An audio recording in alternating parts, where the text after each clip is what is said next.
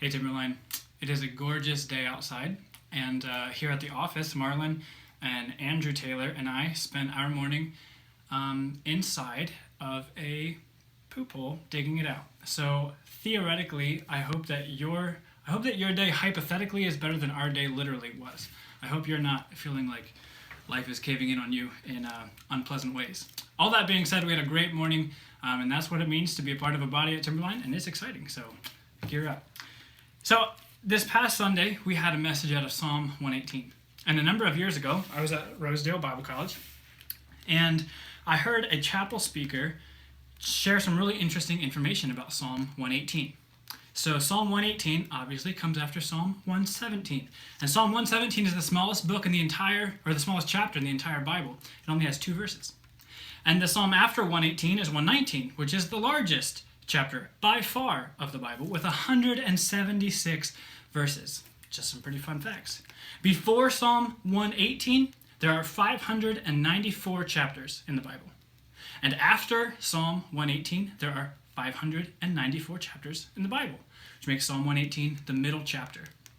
And if you add 594 to 594, you have 1,118, which is 1188. And if you go to Psalm 118, verse 8, it says, "It is better to take refuge in the Lord than to trust in man." So theoretically, the middle of the Bible, the very center point that God wants us to focus on, is that it is better to take refuge in the Lord than to trust in man. When I heard that, I was like, wow, that's super cool. And if you go on the internet, you can see all these articles about how it's the center of the Bible. And people get really excited sometimes about these pretty random, like, middle, there's 40 of this and 20 of that, so 40 plus 20 is 60, and the 60 is a special number because of X, Y, and Z.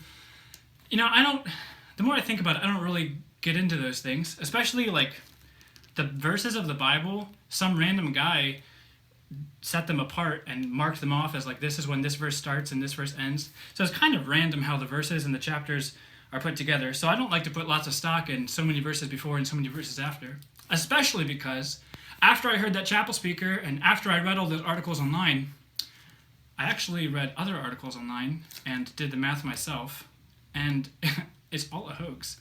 Psalm 118 is not the middle of the Bible. Actually, it's Psalm 117. And there's an even number of verses in the Bible, so there isn't actually a middle verse.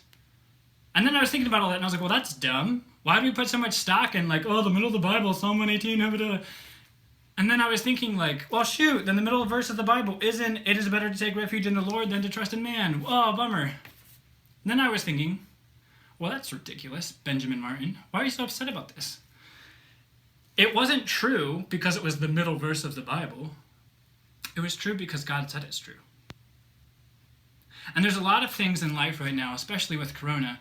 We're getting excited about some of the signs that we're seeing, and we should be aware of the signs of the times, and we should be ready for the Lord's return. But getting all excited about little numbers and haptics and all these things that are fun and exciting, that's not really the point. The point is, what does this say? And what does it mean? What it says and what it means never changes.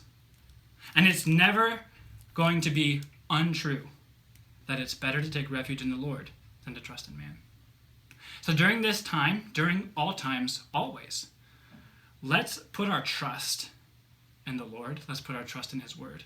Let's not put our trust in men. Let's not put our trust in princes, which today would mean governors and elected officials. That doesn't mean don't respect them. We do respect them.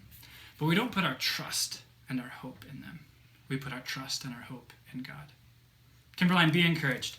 Spend some time in here. All of this is true, and it will always be true. It will never change. Our God is sovereign. Our God is eternal. We have nothing to fear. We have all things to hope. Take courage.